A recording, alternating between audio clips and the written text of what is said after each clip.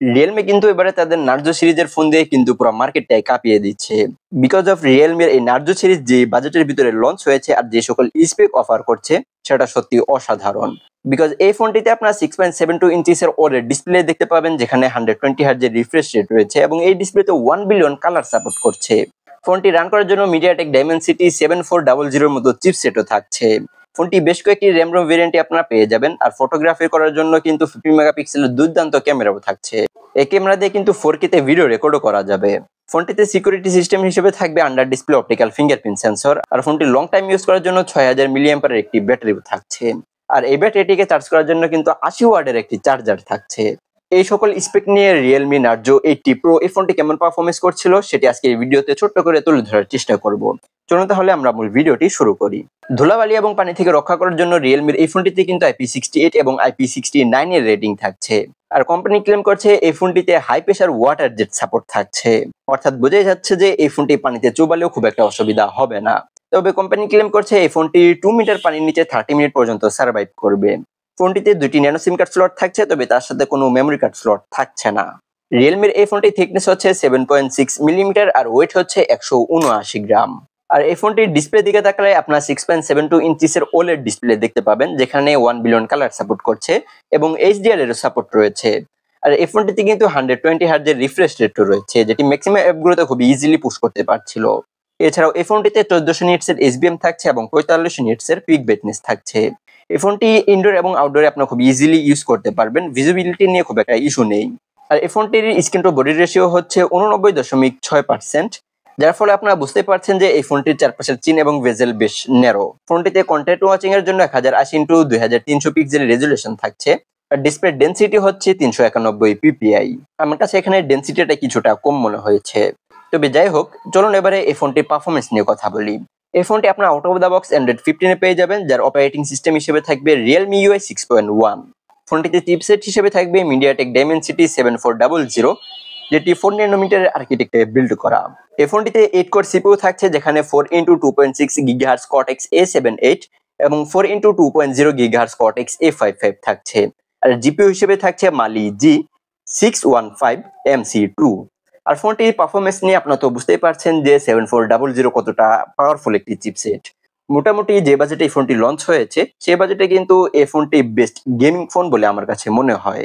এই ফোনটি দিয়ে ফ্রি ফায়ারটা আপনার হাই সেটিংসে খেলতে পারবেন, খুব একটা অসুবিধা হবে না।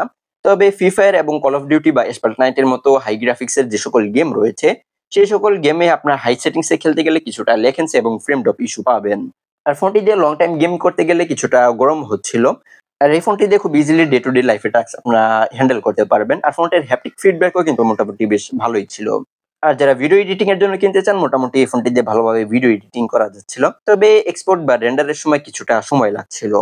ফোনটি 3টি র্যাম রোম ভেরিয়েন্টে পাওয়া যাচ্ছে, যার বেস ভেরিয়েন্ট শুরু হচ্ছে 8GB RAM 128GB ROM থেকে। এছাড়াও 8GB RAM 256GB ROM, 12GB RAM 256GB ROM। এই ফোনটিতে যেহেতু মেমোরি কার্ড ইউজ করার সুযোগ থাকছে না, সেহেতু আপনারা কেনার আগে একটু ভেবেচিন্তে কিনবেন যে আপনারা কোন ভেরিয়েন্টটা কিনছেন। দেন চলুন এবারে এই ফোনটি ক্যামেরা সেকশন নিয়ে আমরা কথা বলি। এই ফোনটিতে ডুয়াল ক্যামেরা সেটআপ থাকছে, যার মেইন ক্যামেরাতে থাকছে 50 মেগাপিক্সেলের 1.8 অ্যাপারচারের একটি ক্যামেরা, যেটার সেন্সর সাইজ হচ্ছে 26 মিলিমিটার। আর এই ক্যামেরাতে অপটিক্যাল ইমেজ স্টেবিলাইজেশন থাকছে। 50 মেগাপিক্সেলের মেইন ক্যামেরার সাথে 2 মেগাপিক্সেলের ইউজলেস একটি ডেপথ ক্যামেরা থাকছে। এখানে আমার কাছে মনে হচ্ছে যে 8 মেগাপিক্সেলের একটি আল্ট্রা ওয়াইড শুটারটা দেওয়া অন্তত উচিত ছিল। আর রাইট নাও কিন্তু বেশিরভাগ ফোনে এই 30K বাজেটের নিচে অনেক ফোনে কিন্তু আল্ট্রা ওয়াইড শুটারটা দেখা যায় না। আমার কাছে যেটা মনে হয় যে এখানে 2 মেগাপিক্সেলের ডেপথ ক্যামেরা এটা না দিয়ে একটি আল্ট্রা ওয়াইড শুটারটা দেওয়া উচিত ছিল, যেটার ফুটেজ যে কোনো লেভেলের হতে পারে, জাস্ট আল্ট্রা ওয়াইড শুটারটা যাতে দেয়। আর 50 মেগাপিক্সেলের মেইন ক্যামেরা দিয়ে আপনারা খুব একটা ভালো লেভেলের ছবি পাবেন না। মোটামুটি ছবিতে কন্ট্রাস্টের পরিমাণ ভালোই ছিল, তবে ডিটেলস এর পরিমাণ একটু কম ছিল, আর খুব একটা ওয়ার্ম টোন ছিল না। এক্সপোজার ব্যালেন্সটা মোটামুটি ভালোভাবে হ্যান্ডেল করতে পারছিল।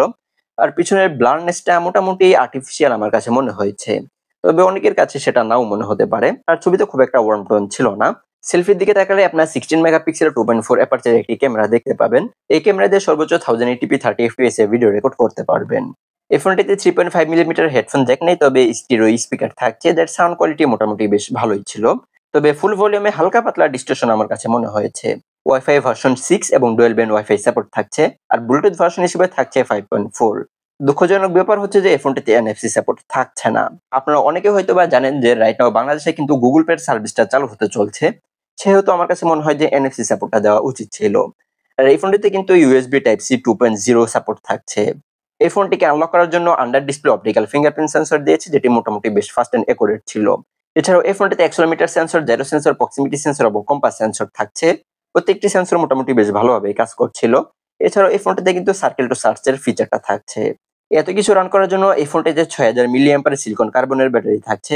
এই ব্যাটারিটিকে চার্জ করার জন্য 80 ওয়াটের একটি চার্জার থাকছে।